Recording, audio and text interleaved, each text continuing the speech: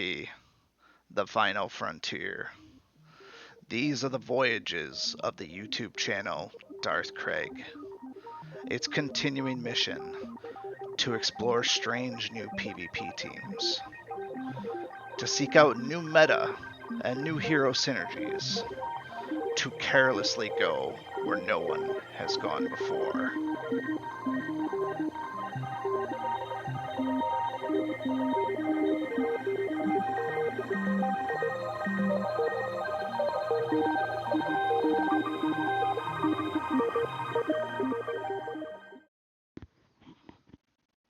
Good afternoon, my dungeon boss brethren, and Taro Adun, and happy Team Lab Thursday.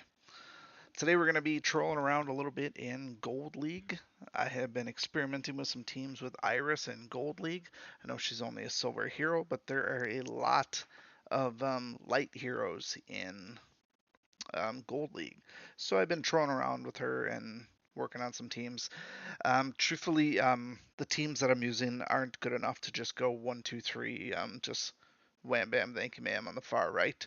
But if you're just looking to get a couple of streaks going, maybe put things down a little bit after you've let your streak get up there, marinate a little bit until the right side opens up to a better team that you can handle. It's been working. It's enough to get you through the early leagues of PvP, if you will. We're going to be in Warlord 3, so we don't expect a ton of winning. For the uninitiated, Warlord 3 is 3 from the top, so you want to just see that. We're at basically just below Legend. So that's when things start to ramp up just a little bit.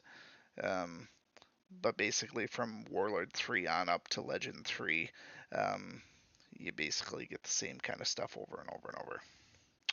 That said, let's bounce around in a couple. I'll show you some stuff that I've been working on. First off, Miko and Gretel. Pretty much in almost every PvP battle we find. If it's not Gretel, it's usually Koros. Depending on which one's which, will usually dictate who actually goes in my group. So with Gretel as a leadoff, universally, I have always picked Spitfire. So no matter what, Spitfire goes first because of Gretel. Allows me to still get off my other maneuvers here. Generally, in a situation like this here, I then like to go and target Miko, usually my Miko against their Miko. It will debuff him. And then from there, it's a matter of killing him. Usually at that point, if you can take out Miko, you prevent someone from getting that stupid clone buff, if you will. And then you kind of pick people apart. So this is the team I would use for that there. You can swap out Agnon if you will. My Agnon is only 5 stars instead of 6 stars. We do need a suitable replacement for dealing damage there, so a little bit of flexibility in terms of what you want to do. Like I said, these aren't always designed to just flat out win. One of the things we could consider is to go dual tanking. To prevent both the Gretel debuff as well as Agnon targeting somebody. It would prevent us from losing. We're not going to lose Miko or Iris to Agnon. We wouldn't, but Dagon plus Agnon might kill Iris, so that's something that you have to contend with. I've been kind of using her natively without trying to do stuff like that. So let's just roll with this team first. See some of the mechanics that we have up here. Iris is pretty solid because she doesn't debuff easily. So she's usually around. She's a little bit less effective against opening Koros teams because she is a caster. But that's that. So like I said, I always like to start with Miko against Miko. He's truthfully one of the most annoying ones. Now in a case like this here, Gretel is probably more of a threat than Miko. But at the end of the day, if we don't kill Miko, then he probably saves Gretel. And so we really have to pick our battles there. Gretel has way less HP, so probably better that we try to focus on her and kill her. Between Iris and Agnon, she should go down. But there's that combo that I was talking about with Agnon coming in. Now my Miko's dead, which is terribly unfortunate. So we dealt with the bunny situation. Okay, I was not expecting them to die so quickly. That was unexpected to say the least. Truthfully, I think Agnon's going to come in and just terror storm everybody at this point. I've had a few nice ones where pretty much everybody ran away from terror storm, no matter how much health they have. So let's jump out of here because that is a waste of everybody's time. So like I said, this is not universal wins. It just isn't. So my numbers so far, I was 50 and 12 before that, so enough to just get by and do things without having to think too hard. And that's using mostly the same teams over and over and over, and without getting into too much, um, I guess, variance. All right, so case like this here, we will keep Iris on there. We don't need Spitfire anymore. Um, in this case here, because there's dual water heroes, we usually bring in, I'm going to bring in Hagram as my nature dealer. And then from there, it's just really one other.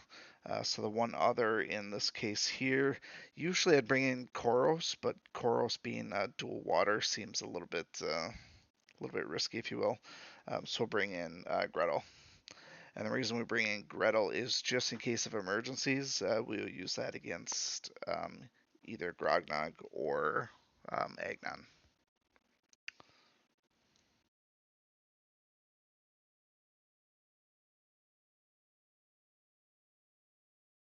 Kill order here is a little bit different than normal.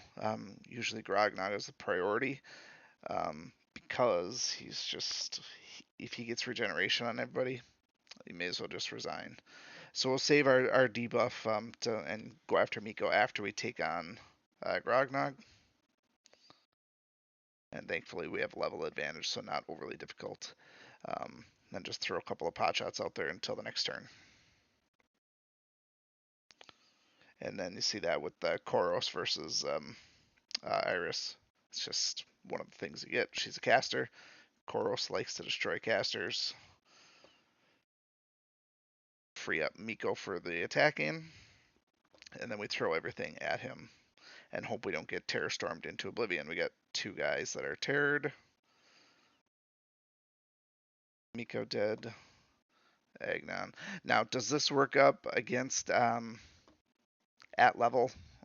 Sometimes. It really comes down to Terror Storm. If Terror Storm doesn't scare you away, you can usually beat these guys at level, provided that, Gretel doesn't die so instantly. Um, but usually you're looking at about getting down into beyond, below 75, these are pretty easy teams to beat. This one here is only a level 60. Let's not even bother with that. Let's go back to another 8460. So this is another instance of Gretel on the opener, one fast. So we will stick with Spitfire first. This is going to be a good one for Iris because of all the light heroes. Then we just have to survive something. So opening gambit is going to be um,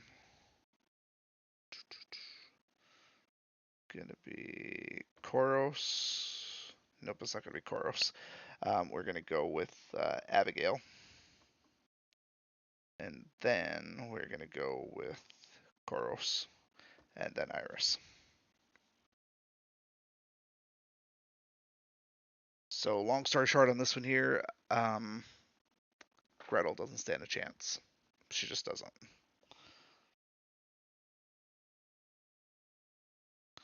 So there goes Spitfire as per the plan. Coming with Abigail. Abigail whomps the heck out of Gretel every single time. And then we just gotta weather the storm, right? Try to kill Arya, being that she gets all dodgy. And then we just do a little bit of cleanup after. Always a bummer when Agnon targets Iris. It really does suck.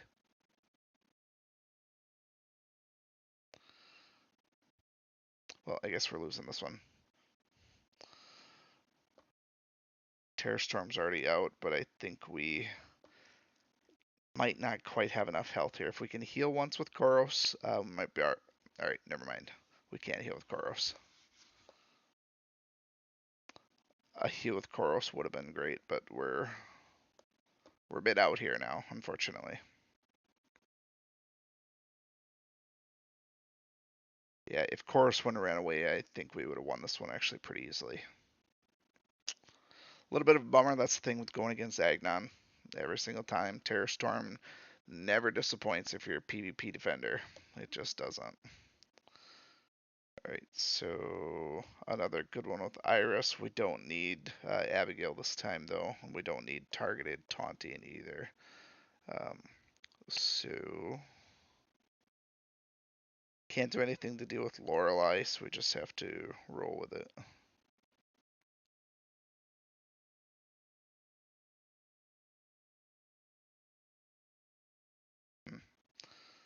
I actually don't know what I want to do here.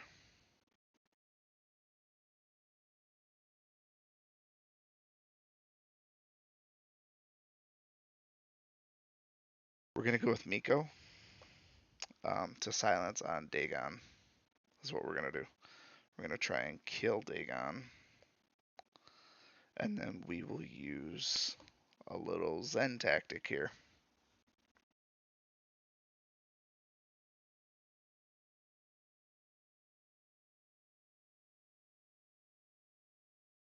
Without Koros on their team, Zen's always a great pick.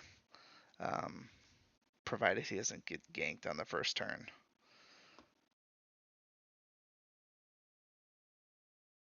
Alright, so things to consider here. Obviously, Balog is going to taunt on turn 1. Koros can ignore the taunt, and well, that's basically that. And we can remove it with Miko on the second turn. So we focus on Grognog, who is a group healer if you let him stick around. Throw everything we got at him. That was actually very, very, very, very lackluster. I'm going to protect Iris because she is the bomb diggity.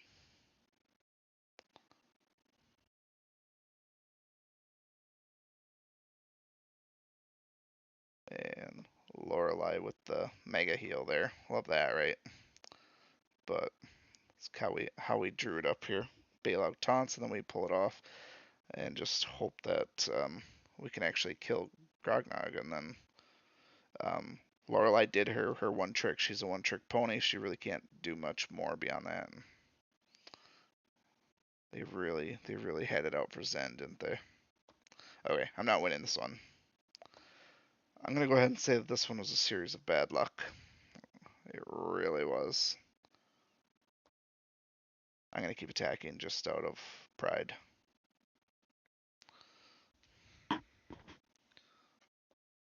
Okay, that really wasn't very good. I know I'm not showing off much of what Iris can do, but I'm telling you, she does do good at lower levels. Alright, casters are gonna hurt on this one, so we'll stick with no Zen on this one. And then no point force taunting. Koros is gonna remove that. So what we will do,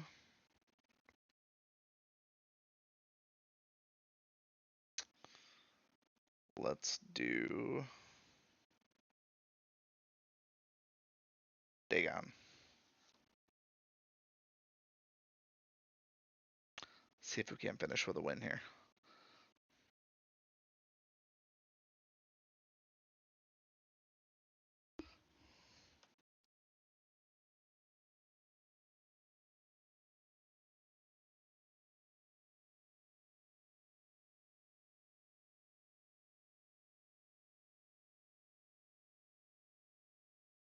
Okay, we get Miko out in the open. Throw some attacks there. Of course he's gonna go after. Of course he's gonna go after him. Alright, that's really sucky. I know. It really truly is sucky. And Miko gets his shroud back, so. Alright. So I guess we're just gonna take this one up the backside. Dollars to donuts, Miko runs away. There you go. Okay. Well, that was That was a very, very fun day for me. Maybe we'll do the stupid far left just to show that we can. We'll give them a fair shot here. We'll pick some of my low heroes. So let's see. We need fire against nature. We'll do that. Cobressa is at level. That seems fair. Ponti is slightly over level. We'll pick Arya. That's fair. And we will pick Astrid. That is fair. And one other person here. Let's pick Nimril. That's fair as well. They got roster power on me. I got tactics on my side, though. Although, I think I probably should have put Copressa last, but, you know, wasn't thinking. Didn't do a ton of damage. You know, I might be kind of lacking on hero upgrades, too. It's possible that I don't have my skills upgraded. Really didn't think that through. Okay. 2 damage times 2 on flying. Really don't know who I want to attack here.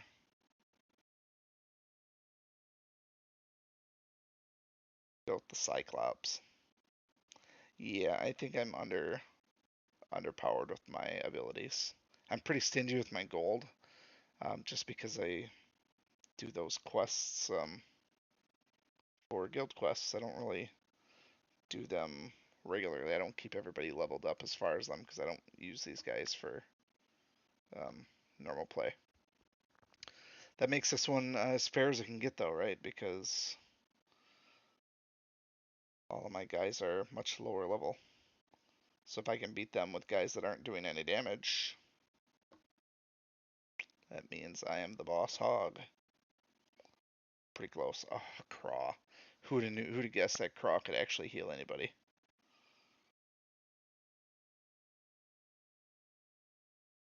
I'm probably gonna get Doom Bladed into oblivion. And my health slowly and slowly decrease. The nice thing is Asher can take a beating.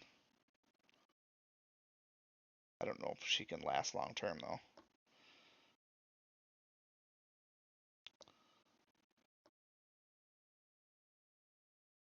We're getting there though. Kill their damage dealers and then Craw can do whatever he wants, but this really is tough when you don't have your abilities leveled up. Like a lot. I kind of wish Astrid still taunted, but she does not.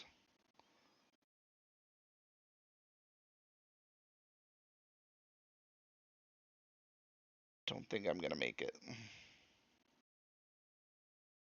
I don't think that I'm gonna make it. I'm gonna do my. Oh no, not anymore. Not anymore. Before that heal popped off, I might have had a shot. All right, this is it for today. Hope everybody had a great day. We'll see you again next time. Thanks for watching. Thank you for watching, and remember, I make YouTube videos for the American working man, because that's what I am, and that's who I care about.